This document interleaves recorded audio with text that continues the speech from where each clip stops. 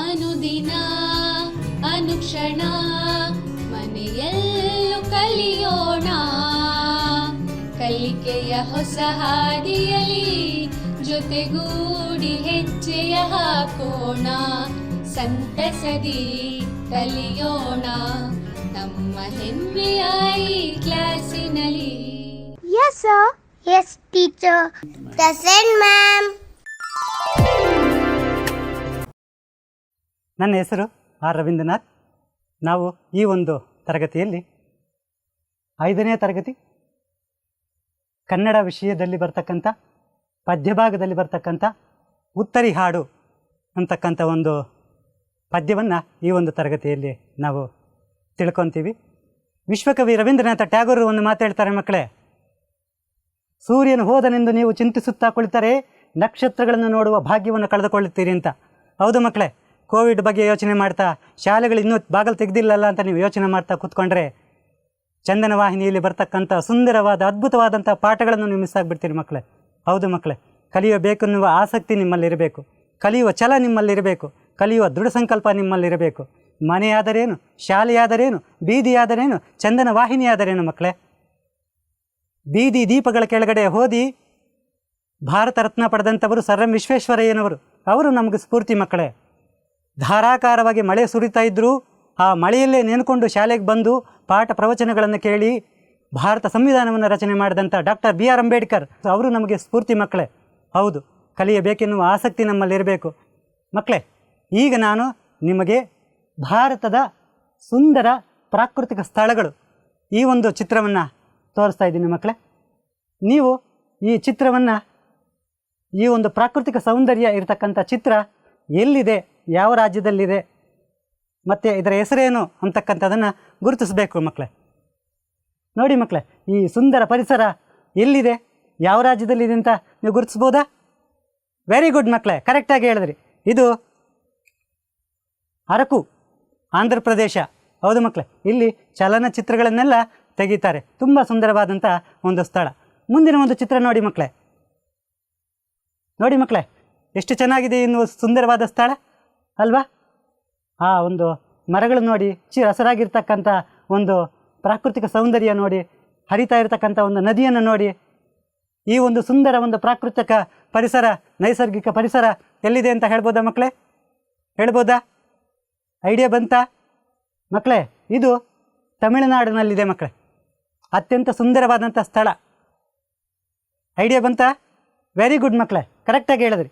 ಇದು ಊಟಿ, ತಮಿಳುನಾಡಲ್ಲಿರ್ತಕ್ಕಂಥ ಒಂದು ಪ್ರಸಿದ್ಧವಾಗಿರ್ತಕ್ಕಂಥ ಒಂದು ಸ್ಥಳ. ಮುಂದಿನ ಒಂದು ಚಿತ್ರ ನೋಡಿ ಮಕ್ಕಳೇ. ಹಾಂ, ಎಷ್ಟು ಚೆನ್ನಾಗಿದೆ ಮಕ್ಕಳೇ ಅಲ್ವಾ? ಆ ಒಂದು ಪ್ರಾಕೃತಿಕ ಸೌಂದರ್ಯ ಎಷ್ಟು ಅದ್ಭುತವಾಗಿದೆ. ನೋಡ್ತಾ ಇದ್ದರೆ ಅಲ್ಲೇ ಹಿಡ್ಬಿಡ್ಬೇಕು ಅನಿಸುತ್ತಲ್ವಾ? ಎಷ್ಟು ಸುಂದರವಾಗಿದೆ ಈ ಒಂದು ಪ್ರಾಕೃತಿಕ ಸೌಂದರ್ಯ ಅಲ್ವಾ? ಎಲ್ಲಿದೆ ಮಕ್ಕಳೇ ಇದು? ಇಂತಹ ಒಂದು ಪರಿಸರ ನಮ್ಮ ಭಾರತ ದೇಶದಲ್ಲಿ ನಾವು ಎಲ್ಲಿ ಕಾಣ್ಬೋದು? ಊಹೆ ಮಾಡ್ತಾ ಇದ್ದೀರಾ? ವೆರಿ ಗುಡ್ ಮಕ್ಕಳೇ, ಕರೆಕ್ಟಾಗಿ ಹೇಳಿದ್ರಿ. ಇದು ಕಾಶ್ಮೀರ. ಮುಂದಿನ ಒಂದು ಚಿತ್ರ ನೋಡಿ ಮಕ್ಕಳೇ. ಎಷ್ಟು ಚೆನ್ನಾಗಿದೆ ಅಲ್ವಾ? ಎಲ್ಲಿ ನೋಡಿದ್ರೂ ಸುಂದರವಾದಂಥ ಹಚ್ಚ ಹಸಿರಿನ ಪರಿಸರ, ಮಧ್ಯದಲ್ಲಿ ಹರಿತಾ ಇರತಕ್ಕಂಥ ನದಿ. ಎಷ್ಟು ಚೆನ್ನಾಗಿದೆ ಮಕ್ಕಳೇ. ಈ ಒಂದು ಪ್ರಾಕೃತಿಕ ಪರಿಸರವನ್ನು ಗುರುತಿಸ್ತೀರಾ? ಗುರುತಿಸಿ ಮಕ್ಕಳೇ. ಗುಡ್ ಗುಡ್ ಮಕ್ಕಳೇ, ಕರೆಕ್ಟಾಗಿ ಹೇಳಿದ್ರಿ. ಇದು ಪಶ್ಚಿಮ ಘಟ್ಟಗಳು, ಕರ್ನಾಟಕಕ್ಕೆ ಹೊಂದಿಕೊಂಡಿರ್ತಕ್ಕಂಥ ಒಂದು ಪಶ್ಚಿಮ ಘಟ್ಟಗಳ ಪ್ರದೇಶ. ಇದು ನಮ್ಮ ಕೊಡಗು ನಾಡು ಇಲ್ಲೇ ಬರುತ್ತೆ ಮಕ್ಕಳೇ. ಇವತ್ತು ಆ ಒಂದು ಕೊಡಗಿನ ಪ್ರಾಕೃತಿಕ ಸೌಂದರ್ಯದ ಬಗ್ಗೆ ನಾವು ತಿಳ್ಕೊತೀವಿ ಮಕ್ಕಳೇ. ಈಗ ನಾನು ಕೆಲವು ಭಾರತದ ಪ್ರಮುಖ ಹಬ್ಬಗಳನ್ನು ತೋರಿಸ್ತೀನಿ ಮಕ್ಕಳೇ. ನಾನು ಆ ಚಿತ್ರಗಳನ್ನು ತೋರಿಸ್ತೀನಿ, ನೀವು ಆ ಹಬ್ಬ ಯಾವುದು ಅಂತಕ್ಕಂಥದ್ದನ್ನು ಹೇಳಬೇಕು ಮಕ್ಕಳೇ. ಹೇಳ್ತೀರಲ್ವ? ನೋಡಿ ಚಿತ್ರ, ಬಣ್ಣ ಬಣ್ಣಗಳ ಚಿತ್ರ. ಈ ಒಂದು ಬಣ್ಣಗಳನ್ನು ನಾವು ಯಾವ ಹಬ್ಬದಲ್ಲಿ ಬಳಸ್ತೀವಿ? ಕರೆಕ್ಟಾಗಿ ನಿಮ್ಗೆ ಈಗಾಗಲೇ ಗೊತ್ತಾಗಿದೆ ಉತ್ತರ, ನನಗೆ ಅರ್ಥ ಆಯಿತು ಮಕ್ಕಳೇ. ಹೌದು, ಈ ಒಂದು ಹಬ್ಬ ಹೋಲಿ ಹಬ್ಬ. ಕರೆಕ್ಟಾಗಿ ಹೇಳಿದ್ರಿ ಮಕ್ಕಳು. ಮುಂದಿನ ಒಂದು ಚಿತ್ರ ನೋಡಿ ಮಕ್ಕಳೇ. ಯಾವ ಹಬ್ಬ ಇದು? ನಿಮಗೆ ಅತ್ಯಂತ ಇಷ್ಟವಾದ ಹಬ್ಬ ಅಲ್ವಾ? ಏನಿದೆ ಚಿತ್ರದಲ್ಲಿ? ಪಟಾಕಿ ಹೊಡಿತಾ ಇದ್ದಾರಲ್ವಾ?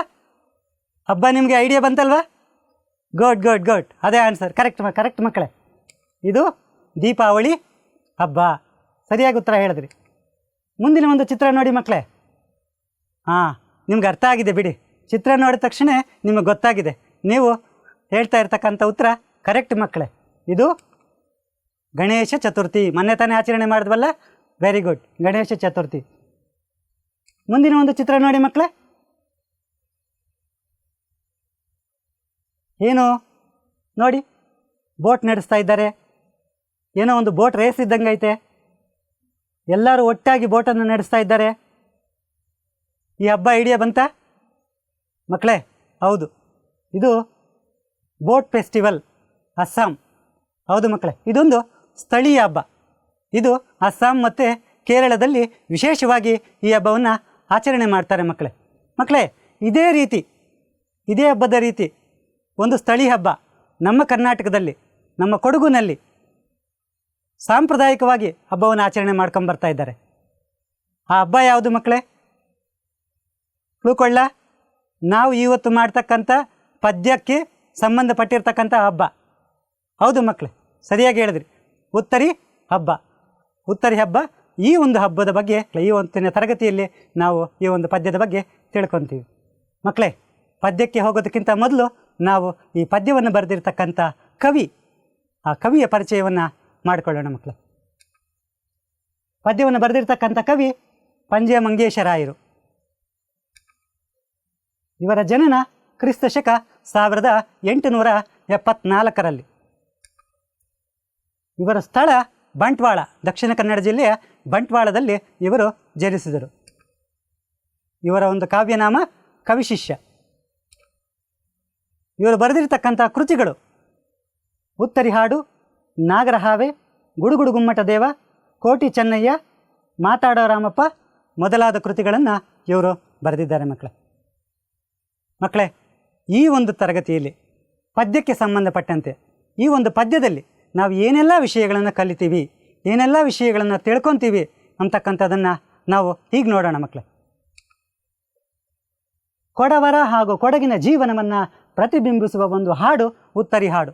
ಹೌದು ಮಕ್ಕಳೇ, ಕೊಡಗಿನ ಜನರ ಒಂದು ಜೀವನ ಶೈಲಿ, ಕೊಡಗರ ಒಂದು ಧೈರ್ಯ ಸಾಹಸಗಳು ಅವೆಲ್ಲವನ್ನು ಈ ಒಂದು ಪದ್ಯದಲ್ಲಿ ನಾವು ತಿಳ್ಕೊತೀವಿ ಮಕ್ಕಳೇ. ಕೊಡವರು ಸುಗ್ಗಿಯ ಹಬ್ಬದ ಸಂದರ್ಭದಲ್ಲಿ ಹಾಡುವ ಹಾಡು ಇದಾಗಿದೆ. ಹೌದು ಮಕ್ಕಳೇ, ಇವತ್ತು ನಾವು ಏನು ತಿಳ್ಕೊತಾ ಇದ್ದೀವಿ, ಇವತ್ತಿನ ತರಗತಿಯಲ್ಲಿ ನಾವು ಪದ್ಯ ಮಾಡ್ತಾ ಇದ್ದೀವಿ ಉತ್ತರಿ ಹಾಡು ಅಂತಕ್ಕಂಥದ್ದು. ಈ ಒಂದು ಹಾಡು ಆ ಒಂದು ಸುಗ್ಗಿಯ ಹಬ್ಬ ಅಂದರೆ ಆ ಉತ್ತರಿ ಹಬ್ಬದ ಸಂದರ್ಭದಲ್ಲಿ ಕೊಡಗಿನ ಜನ ಹಾಡ್ತಕ್ಕಂಥ ಒಂದು ಹಾಡು ಈ ಒಂದು ಉತ್ತರಿ ಹಾಡು ಮಕ್ಕಳೇ. ಇದು ಕೊಡಗಿನ ಪ್ರಾಕೃತಿಕ ಸೌಂದರ್ಯವನ್ನು, ವೀರಶ್ರೀಯನ್ನು ವರ್ಣಿಸುವುದು. ಹೌದು ಮಕ್ಕಳೇ, ಕೊಡಗಿನಲ್ಲಿರ್ತಕ್ಕಂಥ ಆ ಒಂದು ಪ್ರಾಕೃತಿಕ ಸೌಂದರ್ಯವನ್ನು ಈ ಒಂದು ಹಾಡಿನಲ್ಲಿ ವರ್ಣಿಸಲಾಗಿದೆ.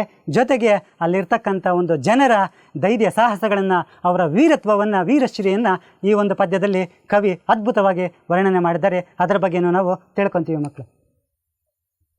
ಅಷ್ಟೇ ಅಲ್ಲ ಮಕ್ಕಳೇ, ಕೊಡಗಿನ ಸಂಸ್ಕೃತಿ ಸಂಪ್ರದಾಯದ ಲೇಪನ ಹಾಗೂ ಜನಪದ ಹಿನ್ನೆಲೆಯನ್ನು ಇದು ಒಳಗೊಂಡಿದೆ ಮಕ್ಕಳೇ. ಹೌದು, ಕೊಡಗಿನ ಜನ ಯಾವ ರೀತಿ ಸಂಸ್ಕೃತಿಯನ್ನು ಅವರು ಪಾಲಿಸ್ತಾರೆ, ಯಾವ ರೀತಿ ಸಂಪ್ರದಾಯಗಳನ್ನು ಅವರು ಆಚರಣೆ ಮಾಡ್ತಾರೆ, ಜೊತೆಗೆ ಅವರ ಒಂದು ಜನಪದ ಹಿನ್ನೆಲೆ ಏನು ಅಂತಕ್ಕಂಥ ಎಲ್ಲ ವಿಷಯಗಳನ್ನು ಈ ಒಂದು ಪದ್ಯದಲ್ಲಿ ನಾವು ತಿಳ್ಕೊತೀವಿ ಮಕ್ಕಳೇ.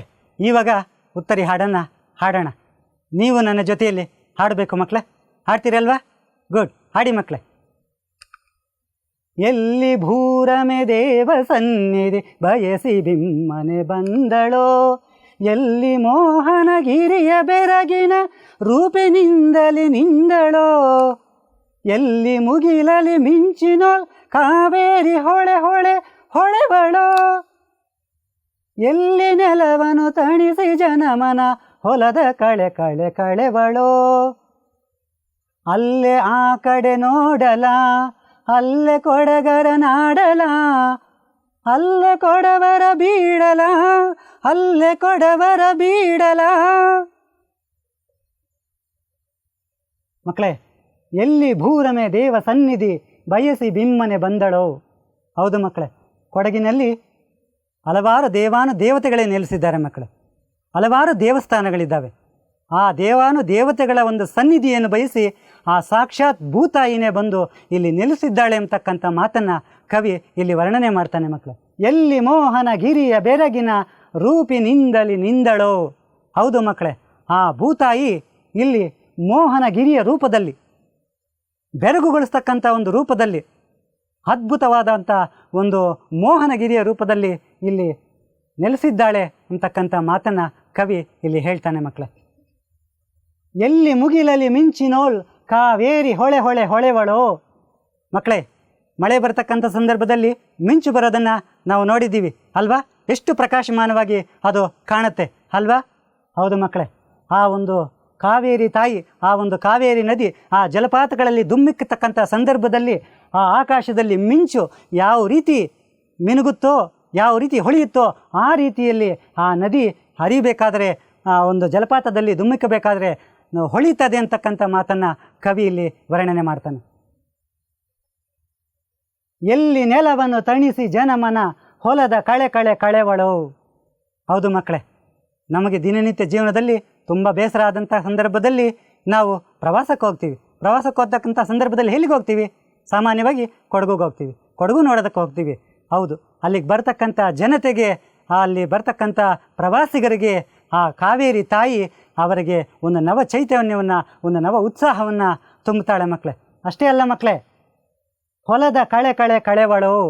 ಹೊಲಗಳಲ್ಲಿರ್ತಕ್ಕಂಥ, ಗದ್ದೆಗಳಲ್ಲಿರ್ತಕ್ಕಂಥ ಆ ಒಂದು ಕಳೆಯನ್ನು ಕಿತ್ತರೆ ಮಾತ್ರ ಆ ಒಂದು ಭತ್ತದ ಪೈರು ಸೊಂಪಾಗಿ ಹುಲುಸಾಗಿ ಬೆಳೀತದೆ ಮಕ್ಕಳೇ. ಹೌದು, ಆ ಒಂದು ಗದ್ದೆಗಳಲ್ಲಿರ್ತಕ್ಕಂಥ ಕಳೆಯನ್ನು ಸ್ವಚ್ಛ ಮಾಡಬೇಕು ಅಂತಂದರೆ ಆ ಗದ್ದೆಗಳಿಗೆ ನೀರು ಬೇಕಲ್ವ? ಆ ಒಂದು ನೀರನ್ನು ಈ ಕಾವೇರಿ ತಾಯಿ ಒದಗಿಸ್ತಾಳೆ ಅಂತಕ್ಕಂಥ ಮಾತನ್ನು ಕವಿ ಇಲ್ಲಿ ಹೇಳ್ತಾನೆ.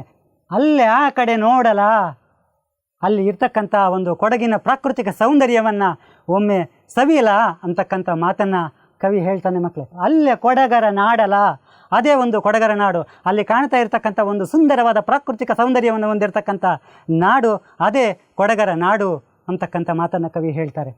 ಅಲ್ಲೇ ಕೊಡವರ ಬೀಡಲ, ಹೌದು, ಅದೇ ಕೊಡವರು ನೆಲೆಸಿರ್ತಕ್ಕಂಥ, ಕೊಡವರು ವಾಸ್ತವ್ಯ ಹೂಡಿರ್ತಕ್ಕಂಥ, ಕೊಡವರು ಜೀವನ ಮಾಡ್ತಾ ಇರ್ತಕ್ಕಂಥ ಒಂದು ನಾಡು ಕೊಡವರ ನಾಡು ಅದೇ ಅಂತಕ್ಕಂಥ ಮಾತನ್ನು ಕವಿ ಇಲ್ಲಿ ಹೇಳ್ತಾನೆ ಮಕ್ಕಳೇ. ನಾನು ನಿಮಗೆ ಕೆಲವೊಂದು ಚಿತ್ರಗಳನ್ನು ತೋರಿಸ್ತೀನಿ, ಸರಣಿ ಚಿತ್ರಗಳು. ಈ ಒಂದು ಚಿತ್ರಗಳನ್ನು ನೋಡಿ ನೀವು ಆ ಒಂದು ಚಿತ್ರಕ್ಕೆ ಸಂಬಂಧಪಟ್ಟಂತೆ ನಿಮ್ಮದೇ ಆದ ರೀತಿಯಲ್ಲಿ ವರ್ಣನೆ ಮಾಡಬೇಕು ಮಕ್ಕಳು. ನೀವು ಆ ಒಂದು ಚಿತ್ರವನ್ನು ನೋಡಿ ಆ ಚಿತ್ರಕ್ಕೆ ಸಂಬಂಧಪಟ್ಟಂತೆ ನೀವು ಒಂದು ಎರಡೆರಡು ವಾಕ್ಯವನ್ನು ಬರೀತಾ ಹೋದರೆ ಕೊನೆಗೆ ಅದು ನಿಮಗೆ ಒಂದು ಕಥೆಯಾಗುತ್ತೆ. ಈ ಒಂದು ಚಿತ್ರಗಳನ್ನು ನೋಡಿ ಒಂದು ಕತೆ ಕಟ್ಟತಕ್ಕಂಥ ಒಂದು ಅಭ್ಯಾಸವನ್ನು, ಒಂದು ಕೌಶಲ್ಯವನ್ನು ನಾವು ಬೆಳೆಸ್ಕೋಬೇಕು ಮಕ್ಕಳೇ. ಚಿತ್ರಗಳನ್ನು ನೋಡೋಣವಾ? ಗುಡ್. ಮೊದಲನೇ ಚಿತ್ರ ನೋಡಿ ಮಕ್ಕಳೇ, ಒಬ್ಬ ಹುಡುಗಿ ಇದ್ದಾಳೆ. ಎರಡನೇ ಚಿತ್ರ, ಆ ಬಸ್ಸು ಎಲ್ಲಿಗೋ ಹೋಗ್ತಾ ಇದೆ. ಮೂರನೇ ಚಿತ್ರದಲ್ಲಿ ಆ ಒಂದು ಬಸ್ಸು ದಟ್ಟವಾದ ಅರಣ್ಯದಲ್ಲಿ, ಆ ಕಡೆ ಈ ಕಡೆ ಹಚ್ಚ ಹಸಿರಿನ ಮರಗಳಿದ್ದಾವೆ, ಆ ಒಂದು ರಸ್ತೆಯಲ್ಲಿ ಹೋಗ್ತಾ ಇದೆ. ನಾಲ್ಕನೇ ಚಿತ್ರದಲ್ಲಿ ನಮ್ಮ ಪಶ್ಚಿಮ ಘಟ್ಟಗಳು ಒಂದು ಪ್ರದೇಶ ಇದೆ. ಐದನೇ ಒಂದು ಚಿತ್ರದಲ್ಲಿ ತಲಕಾವೇರಿ, ಕಾವೇರಿ ಮಾತೆ ಹುಟ್ಟತಕ್ಕಂಥ ಒಂದು ಸ್ಥಳ ತಲಕಾವೇರಿ ಚಿತ್ರ ಇದೆ.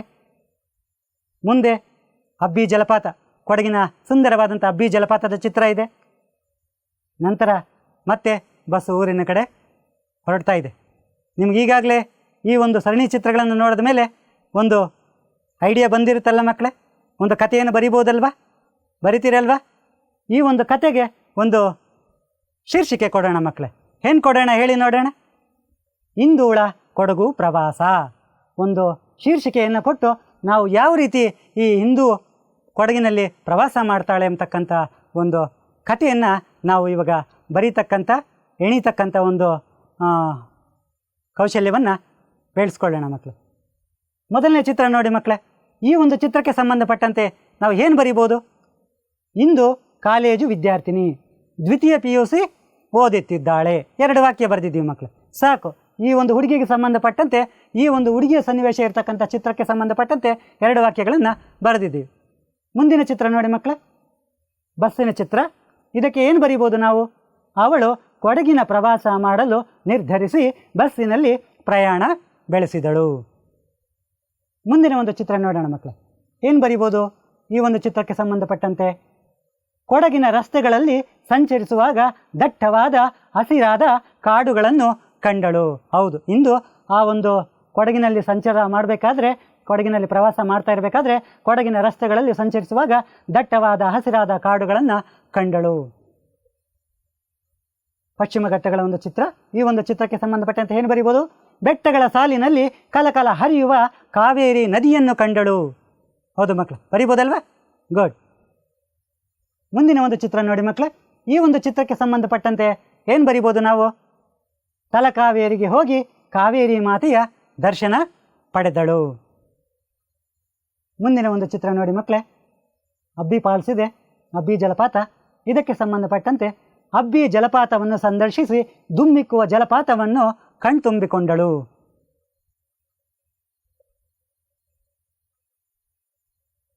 ಪ್ರವಾಸ ಮುಗಿಸಿ ಬಸ್ಸಿನಲ್ಲೇ ಹಿಂದಿರುಗಿದಳು. ಬರಿಬೋದಲ್ಲ ಮಕ್ಕಳೇ? ಈ ರೀತಿಯಾಗಿರ್ತಕ್ಕಂಥ ಸನ್ನಿವೇಶ ಚಿತ್ರಗಳನ್ನು ತಗೊಂಡು ನಾವು ಒಂದು ಕತೆ ರಚನೆ ಮಾಡ್ಬೋದಲ್ವಾ? ನೀವು ಅಷ್ಟೇ ಮಕ್ಕಳೇ, ಈ ರೀತಿಯಾಗಿರ್ತಕ್ಕಂಥ ಒಂದು 4 ಚಿತ್ರಗಳನ್ನು ತಗೊಳ್ಳಿ. ಆ ಒಂದು 4 ಚಿತ್ರಗಳಿಗೆ ಸಂಬಂಧಪಟ್ಟಂತೆ ನಿಮ್ಮದೇ ರೀತಿಯಲ್ಲಿ ಅಂತ ವರ್ಣನೆ ಮಾಡ್ತಾ ಹೋಗ್ರಿ. ನೀವು ಒಂದು ಕಥೆಯನ್ನು ಬರೀತಕ್ಕಂಥ ಒಂದು ಕೌಶಲ್ಯವನ್ನು ಬೆಳೆಸ್ಕೊತೀರಲ್ವಾ? ಗುಡ್ ಮಕ್ಕಳೇ. ಈಗ 2ನೇ ಪ್ಯಾರ ಹೇಳೋಣ. ರಾಗವಾಗಿ ನೀವು ನನ್ನ ಜೊತೆಯಲ್ಲಿ ಹಾಡಬೇಕು. ಹಾಡ್ತೀರಲ್ವಾ? ಗುಡ್.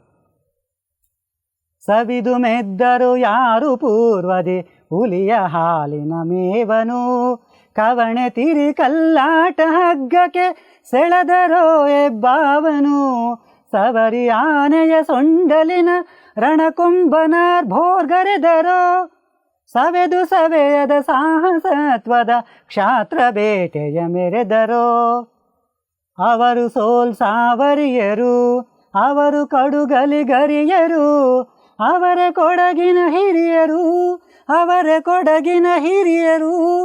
ಹೌದು ಮಕ್ಕಳೇ. ಸವಿದು ಮೆದ್ದರೋ ಯಾರು ಪೂರ್ವದಿ ಹುಲಿಯ ಹಾಲಿನ ಮೇವನು. ಮಕ್ಕಳೇ, ಹುಲಿಯ ಮರಿ ಹುಲಿ ಹತ್ರ ಏನು ಕುಡಿದು ಬೆಳೀತದೆ? ನಮಗೆಲ್ಲರಿಗೂ ಗೊತ್ತಿದೆ, ಹಾಲನ್ನು ಕುಡಿದು ಬೆಳೀತದೆ ಅಲ್ವಾ? ಆ ಹುಲಿಯ ಹತ್ತಿರ ಹಾಲನ್ನು ಹಿಂಡ್ಕೊಂಬರ್ಬೇಕು ಅಂತಂದರೆ ಎಷ್ಟು ಧೈರ್ಯ, ಎಷ್ಟು ಸಾಹಸ ಇರಬೇಕು ಮಕ್ಕಳೇ. ಹೌದು ಮಕ್ಕಳೇ, ಅಂಥ ಧೈರ್ಯ ಸಾಹಸಗಳನ್ನು ಕೊಡಗಿನ ಹಿರಿಯರು ಹೊಂದಿದ್ರು ಅಂತಕ್ಕಂಥ ಮಾತನ್ನು ಕವಿ ಇಲ್ಲಿ ವರ್ಣನೆ ಮಾಡ್ತಾನೆ ಮಕ್ಕಳೇ. ಕವಣೆ ತಿರಿ ಕಲ್ಲಾಟ ಹಗ್ಗಕ್ಕೆ ಸೆಳೆದರೋ ಹೆಬ್ಬಾವನು. ಹೌದು ಮಕ್ಕಳೇ, ಕವಣೆ ಅಂದರೆ ಗೊತ್ತಿದೆಯಾ ಮಕ್ಕಳೇ ನಿಮಗೆ? ಕವಣೆ ಅಂತಂದರೆ ನೀವು ಬಾಹುಬಲಿ ಸಿನಿಮಾ ನೋಡಿದ್ದೀರಲ್ವ? ಆ ಬಾಹುಬಲಿ ಸಿನಿಮಾದಲ್ಲಿ, ಚಲನಚಿತ್ರದಲ್ಲಿ ಈ ಒಂದು ಗುಂಡುಗಳನ್ನು ಒಂದು ಬಟ್ಟೆ ಕಟ್ಟಿ ಬಿಡ್ತಾರೆ, ನೋಡಿದಿರಲ್ವ? ಐಡಿಯಾ ಬಂತಲ್ವ? ಹೌದು ಮಕ್ಕಳೇ, ಆ ರೀತಿ ಇರುತ್ತೆ. ಇದು ಒಂದು ಆಯುಧ ಮಕ್ಕಳೇ. ಕವಣೆ ಅಂತಕ್ಕಂಥದ್ದು ಒಂದು ಆಯುಧ. ಅಲ್ಲಿ ಆ ಮುಂದುಗಡೆ ಆ ಒಂದು ಕಲ್ಲನ್ನು ಇಕ್ಕಿಬಿಟ್ಟು ಆ ಹಿಂದುಗಡೆಯಿಂದ ಆ ಒಂದು ಹಗ್ಗವನ್ನು ಕಟ್ಟಿ ಹಿಂದಕ್ಕೆ ಹಿಂಗೆ ಎಳೆದು ಬಿಡ್ತಾರೆ. ಆಗ ಆ ಒಂದು ಅದರಲ್ಲಿರ್ತಕ್ಕಂಥ ಒಂದು ಕಲ್ಲು ಅದೇನಾಗುತ್ತೆ, ಯಾವ ಗುರಿ ಮುಟ್ಟಬೇಕೋ ಆ ಗುರಿಗೆ ಹೋಗಿ ಅದು ತಲುಪುತ್ತೆ ಮಕ್ಕಳೇ. ಹೌದು, ಆ ರೀತಿಯಾಗಿರ್ತಕ್ಕಂಥ ಒಂದು ಆಯುಧ ಈ ಒಂದು ಕವಣೆ ಅಂತಕ್ಕಂಥದ್ದು. ಈ ಒಂದು ಕವಣೆಗೆ ಆ ಹಗ್ಗಕ್ಕೆ ಬದಲಾಗಿ ಹೆಬ್ಬಾವನ್ನು ಕಟ್ಟಿ ಅದನ್ನು ಆ ಒಂದು ಕವಣೆಗೆ ಬಳಸಿ ಗುರಿಯನ್ನು ಮುಟ್ಟೋದಕ್ಕೆ ಸಹಾಯ ಮಾಡೋ ರೀತಿಯಲ್ಲಿ ಅದನ್ನು ಹಾಕ್ತಾರೆ ಮಕ್ಕಳೇ. ಹೌದು, ಆ ರೀತಿಯಾಗಿರ್ತಕ್ಕಂಥ ಧೈರ್ಯ ಸಾಹಸಗಳನ್ನು ಹೊಂದಿದಂಥವರು ಕೊಡಗಿನ ಹಿರಿಯರು ಅಂತಕ್ಕಂಥ ಮಾತನ್ನು ಕವಿ ಇಲ್ಲಿ ಹೇಳ್ತಾನೆ. ಸವರಿ ಆನೆಯ ಸೊಂಡಲಿನ ರಣಕೊಂಬನಾರ್ ಭೋರ್ಗರೆದರೋ. ಹೌದು ಮಕ್ಕಳೇ, ಆನೆಯ ಸೊಂಡಿಲನ್ನು ಸವರಿ ಮದಗಜ, ಅದನ್ನು ನೋಡಿದ್ರೇ ನಮಗೆ ಭಯ ಅನಿಸುತ್ತೆ. ಅಂತಹ ಮದಗಜವನ್ನು, ಆನೆಯ ಸೊಂಡಿಲನ್ನು ಸವರಿ ಅದನ್ನು ತಾವು ಹೇಳಿದಂತೆ ಕೇಳುವ ರೀತಿಯಲ್ಲಿ ಅದನ್ನು ಪಳಗಿಸಿ ಅದರ ಒಂದು ಕೊಂಬನ್ನು ತೆಗೆದು ಅದರ ಒಂದು ಕೊಂಬಿನಿಂದ ಭೂಮಿಯೇ ಅಲ್ಲಾಡುವ ರೀತಿಯಲ್ಲಿ, ದಟ್ಟವಾದ ಒಂದು ಶಬ್ದ ಬರುವ ರೀತಿಯಲ್ಲಿ, ಅದನ್ನು ಭೋರ್ಗರಿಯುವ ರೀತಿಯಲ್ಲಿ ಆ ಒಂದು ಕೊಂಬನ್ನು ಹೂತ್ತಾರಲ್ಲ, ಎಷ್ಟು ಧೈರ್ಯ ತಾಕತ್ತಿರಬೇಕು ಅಲ್ವಾ ಮಕ್ಕಳೇ? ಅಂತಹ ಒಂದು ಧೈರ್ಯ ಸಾಹಸಗಳನ್ನು ಕೊಡಗಿನ ಹಿರಿಯರು ಹೊಂದಿದ್ರು ಅಂತಕ್ಕಂಥ ಮಾತನ್ನು ಕವಿ ಇಲ್ಲಿ ಹೇಳ್ತಾನೆ ಮಕ್ಕಳೇ. ಸವೆದು ಸವೆಯದ ಸಾಹಸತ್ವದ ಕ್ಷಾತ್ರ ಬೇಟೆಯ ಮೆರೆದರು. ಹೌದು ಮಕ್ಕಳೇ, ಸಾಹಸೋಪಯುಕ್ತವಾಗಿರ್ತಕ್ಕಂಥ ಕೆಲಸಗಳನ್ನು ಮಾಡುವುದರಲ್ಲಿ ಕೊಡಗಿನ ಜನ ನೈಪುಣ್ಯರು ಮಕ್ಕಳೇ. ಧೈರ್ಯದ ಕೆಲಸಗಳನ್ನು, ಸಾಹಸದ ಕೆಲಸಗಳನ್ನು ಮಾಡುವುದಕ್ಕೆ ಅವರು ಸದಾ ಸಿದ್ಧರಾಗಿರ್ತಾರೆ ಮಕ್ಕಳೇ. ಹೌದು, ಅವರಿಗೆ ಯಾವುದೇ ಹಿಂಜರಿಕೆ ಇರೋದಿಲ್ಲ. ನಿಮಗೆ ಗೊತ್ತಾ ಮಕ್ಕಳೇ, ನಮ್ಮ ಭಾರತದ ಸೈನ್ಯದಲ್ಲಿ, ನಮ್ಮ ಕರ್ನಾಟಕದಿಂದ ಕೊಡಗಿನಿಂದ ಹೋಗಿರ್ತಕ್ಕಂಥ ಹೆಚ್ಚು ಜನ ಸೈನಿಕರನ್ನು ನಾವು ಭಾರತ ಸೈನ್ಯದಲ್ಲಿ ಕಾಣ್ಬೋದು ಮಕ್ಕಳೇ. ಹೌದು, ಅಂತಹ ಧೈರ್ಯ ಸಾಹಸಗಳನ್ನು ಹೊಂದಿರತಕ್ಕಂಥ ಜನ ಕೊಡಗಿನ ಜನ ಅಂತಕ್ಕಂಥ ಮಾತನ್ನು ಕವಿ ಪಂಜೆ ಮಂಗೇಶರಾಯರು ಅದ್ಭುತವಾಗಿ ವರ್ಣನೆ ಮಾಡಿದ್ದಾರೆ ಮಕ್ಕಳೇ. ಅವರು ಸಾವರಿಯರು, ಅವರು ಕಡುಗಲಿ ಗರಿಯರು, ಅವರೇ ಕೊಡಗಿನ ಹಿರಿಯರು. ಹೌದು ಮಕ್ಕಳೇ, ಅವರು ಸೋಲ್ಸಾವರಿಯರು, ಅವರು ಯಾವತ್ತೂ ಸೋಲೋದಿಲ್ಲ, ಅವರು ಗೆಲುವನ್ನೇ ಸವಾರಿಯಾಗಿ ಮಾಡ್ತಕ್ಕಂಥವ್ರು ಅಂತಕ್ಕಂಥ ಮಾತನ್ನು ಕವಿ ಹೇಳ್ತಾನೆ. ಅಷ್ಟೇ ಅಲ್ಲ, ಅವರು ಕಡುಗಲಿ ಗರಿಯರು. ಗರಿಯರು ಅಂತಂದರೆ ಶೂರರು, ಹಿರಿಮೆಯನ್ನು ಹೊಂದಿರತಕ್ಕಂಥವರು, ಹಿರಿಯರು ಅಂತಕ್ಕಂಥ ಮಾತನ್ನು ಕವಿ ಹೇಳ್ತಾನೆ ಮಕ್ಕಳೇ. ಅವರೇ ಕೊಡಗಿನ ಹಿರಿಯರು. ಹೌದು, ಇಷ್ಟೆಲ್ಲ ಧೈರ್ಯ ಸಾಹಸಗಳನ್ನು ಹೊಂದಿರತಕ್ಕಂಥ ಜನ ಕೊಡಗಿನ ಜನ ಅಂತಕ್ಕಂಥ ಮಾತನ್ನು ಕವಿ ಇಲ್ಲಿ ಹೇಳ್ತಾನೆ ಮಕ್ಕಳು. ನಾನು ಇವಾಗ ಈ ಕಡೆ ಕೆಲವೊಂದು ಚಿತ್ರಗಳನ್ನು ತೋರಿಸಿದ್ದೀನಿ. ಈ ಕಡೆ ಆ ಚಿತ್ರಗಳಿಗೆ ಸಂಬಂಧಪಟ್ಟಂಥ ಹೆಸರುಗಳನ್ನು ನಾನು ತೋರಿಸಿದ್ದೀನಿ. ಈ ಒಂದು ಚಿತ್ರಗಳನ್ನು ಆ ಒಂದು ಹೆಸರುಗಳಿಗೆ ನೀವು ಹೊಂದಿಸಬೇಕು. ಚಟುವಟಿಕೆ ಚಿತ್ರಕ್ಕೆ ಪದ ಹೊಂದಿಸಿ ಬರೀರಿ ಅಂತಕ್ಕಂಥದ್ದು. ಬರೀಬೋದಲ್ವ ಮಕ್ಕಳೇ? ಹೇಳಿ ಮಕ್ಕಳೇ, ನೋಡೋಣ. ಮೊದಲನೇ ಚಿತ್ರ ಇದು ಕೊಡಗಿನಲ್ಲಿರ್ತಕ್ಕಂಥದ್ದು. ಹೇಳಿ ಮಕ್ಕಳೇ. ಹೌದು, ಕರೆಕ್ಟ್, ಸರಿಯಾಗಿ ಹೇಳಿದ್ರಿ ಮಕ್ಕಳೇ. ಇದು ಗೋಲ್ಡನ್ ಟೆಂಪಲ್, ಕೊಡಗಿನಲ್ಲಿರ್ತಕ್ಕಂಥ ಒಂದು ದೇವಸ್ಥಾನ. ಅಬ್ಬಿ ಜಲಪಾತ, ಇದು ಯಾವುದಿದು? ಇದು ಅಬ್ಬಿ ಜಲಪಾತ. ಈಗಾಗಲೇ ನೀವು ಚಿತ್ರದಲ್ಲಿ ನೋಡಿದ್ದೀರಿ, ಹಾಗಾಗಿ ನೀವು ಸುಲಭವಾಗಿ ಗುರುತಿಸ್ಬಿಟ್ರಿ, ಹೌದಲ್ವಾ? ಇದು ಅಬ್ಬಿ ಜಲಪಾತ. ಮುಂದಿನ ಒಂದು ಚಿತ್ರ ನೋಡಿ ಮಕ್ಕಳೇ.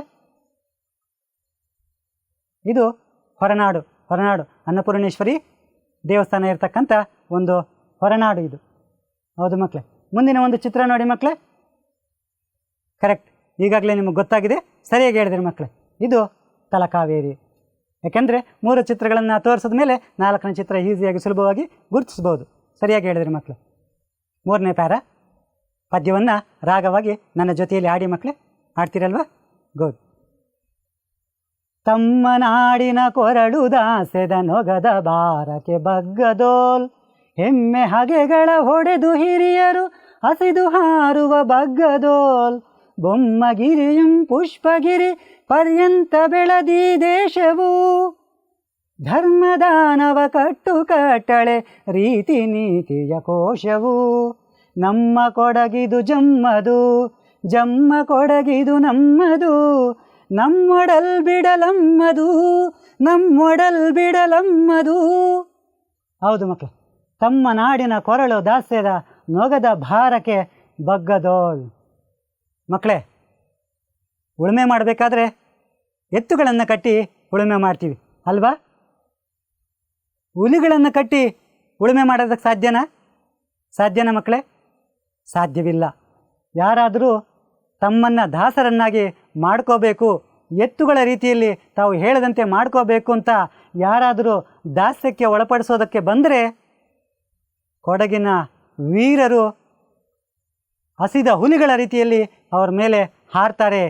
ಅವರು ಯಾವತ್ತೂ ಹುಲಿಗಳ ಥರನೇ ಬದುಕ್ತಾರೆ, ಎತ್ತುಗಳ ಥರ ಬದುಕೋದಿಲ್ಲ ಅಂತಕ್ಕಂಥ ಮಾತನ್ನು ಕವಿ ಹೇಳ್ತಾನೆ ಮಕ್ಕಳೇ.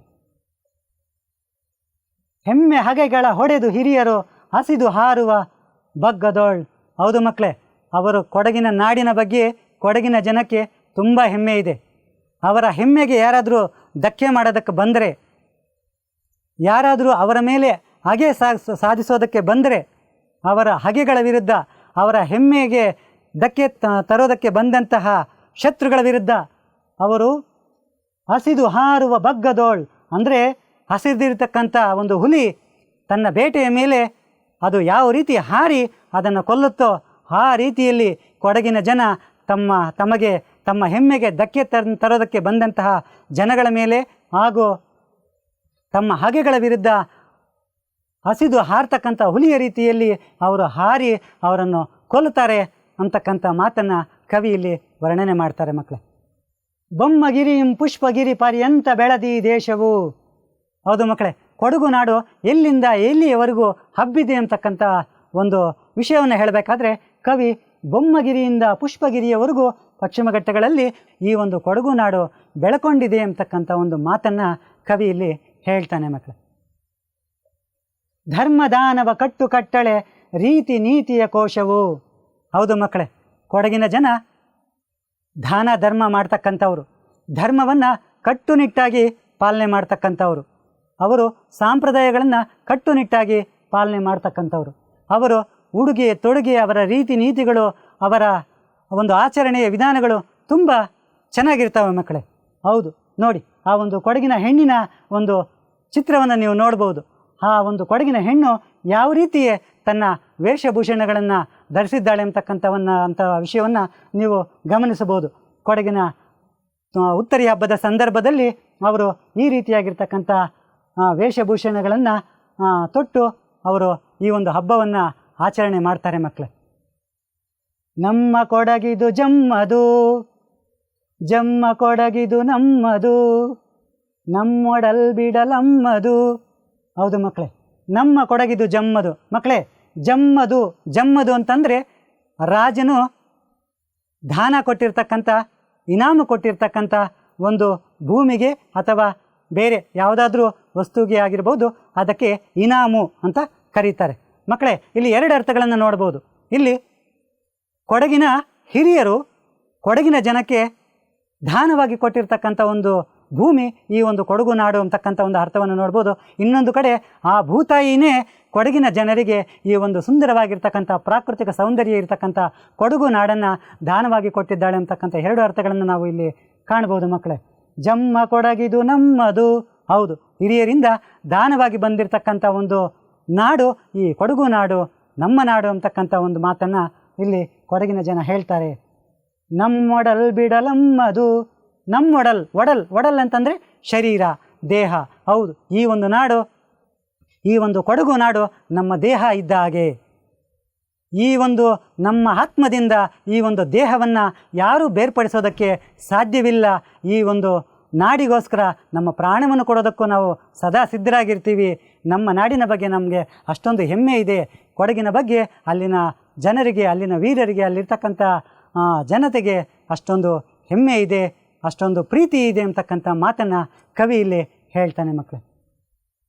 ಇಲ್ಲಿ ನಾನು ಕೆಲವೊಂದು ಭಿತ್ತಿಪತ್ರಗಳನ್ನು ತೋರಿಸ್ತೀನಿ. ಈ ಒಂದು ಭಿತ್ತಿಪತ್ರಗಳ ಒಂದು ಸನ್ನಿವೇಶವನ್ನು ನೋಡಿ ನೀವು ಆ ಒಂದು ಕೆಳಗಡೆ ಬರ್ತಕ್ಕಂಥ ಒಂದು ಘೋಷಣಾ ವಾಕ್ಯಗಳನ್ನು ಪೂರ್ಣ ಮಾಡಬೇಕು ಮಕ್ಕಳು. ಸೈಕಲ್ ಬಳಸಿ ಇಂಧನ, ಹೇಳಿ ಮಕ್ಕಳೇ, ಇಂಧನ. ವೆರಿ ಗುಡ್ ಮಕ್ಕಳೇ, ಕರೆಕ್ಟಾಗಿ ಹೇಳಿದ್ರಿ. ಇಂಧನ ಉಳಿಸಿ, ಕರೆಕ್ಟಾಗಿ ಹೇಳಿದ್ರಿ, ಇಂಧನ ಉಳಿಸಿ. ಮುಂದಿನ ಒಂದು ಚಿತ್ರ ನೋಡಿ ಮಕ್ಕಳೇ, ಇದರ ಒಂದು ಘೋಷಣಾ ವಾಕ್ಯವನ್ನು ನೋಡೋಣ. ಹೆಣ್ಣೊಂದು ಕಲಿತರೆ ಶಾಲೆಯೊಂದು ಗುಡ್ ತೆರೆದಂತೆ. ಸರಿಯಾಗಿ ಹೇಳಿದ್ರಿ ಮಕ್ಕಳೇ. ಒಂದು ಗೃಹ ಚಟುವಟಿಕೆ ಮಕ್ಕಳೇ, ಈ ಒಂದು ಚಿತ್ರ ನೋಡಿ, ಈ ಒಂದು ಚಿತ್ರದ ಒಂದು ಸನ್ನಿವೇಶವನ್ನು ನೋಡಿ, ಇದಕ್ಕೆ ಸಂಬಂಧಪಟ್ಟಂತೆ 5 ವಾಕ್ಯಗಳನ್ನು ಬರೀಬೇಕಾಗುತ್ತೆ. ಮಾದರಿಯಾಗಿ ನಾನೊಂದು ವಾಕ್ಯವನ್ನು ತೋರಿಸ್ತೀನಿ. ಏನು ಬರಿಬೋದು ಮಾದರಿಯಾಗಿ? ಅಗಸ್ತ್ಯ ಮುನಿ ತಪಸ್ಸು ಮಾಡುತ್ತಿದ್ದಾರೆ. ಹೌದು ಮಕ್ಕಳೇ, ಈ ಒಂದು ಚಿತ್ರದಲ್ಲಿ ನೋಡಿ, ಇವರು ಅಗಸ್ತ್ಯ ಮುನಿ. ನಿಮ್ಮ ಪದ್ಯದಲ್ಲೇ ಇರ್ತಕ್ಕಂಥ ಒಂದು ಚಿತ್ರ ಇದು. ಅಗಸ್ತ್ಯ ಮುನಿ ಅವರೇನು ಮಾಡ್ತಾ ಇದ್ದಾರೆ? ತಪಸ್ಸು ಮಾಡ್ತಾ ಇದ್ದಾರೆ. ಹೌದು, ಆ ಒಂದು ಚಿತ್ರ ಸನ್ನಿವೇಶಕ್ಕೆ ಸಂಬಂಧಪಟ್ಟಂತೆ ನಾನು ಒಂದು ವಾಕ್ಯವನ್ನು ಬರೆದಿದ್ದೀನಿ ಮಕ್ಕಳೇ. ಉಳಿದಿರ್ತಕ್ಕಂಥ 4 ವಾಕ್ಯಗಳನ್ನು ನೀವು ಮನೆಯಲ್ಲಿ ಬರೀಬೇಕು ಮಕ್ಕಳೇ. ನನ್ನ ಹೆಸರು ಆರ್ ರವೀಂದ್ರನಾಥ್, ಸರ್ಕಾರಿ ಕಿರಿಯ ಪ್ರಾಥಮಿಕ ಶಾಲೆ ಬಚ್ಚೇನಹಳ್ಳಿ, ಚಿಕ್ಕಬಳ್ಳಾಪುರ ತಾಲೂಕು ಮತ್ತು ಜಿಲ್ಲೆ, ಇಲ್ಲಿ ಶಿಕ್ಷಕನಾಗಿ ಕಾರ್ಯನಿರ್ವಹಿಸ್ತಾ ಇದ್ದೀನಿ. ವಂದನೆಗಳು ಮಕ್ಕಳೇ.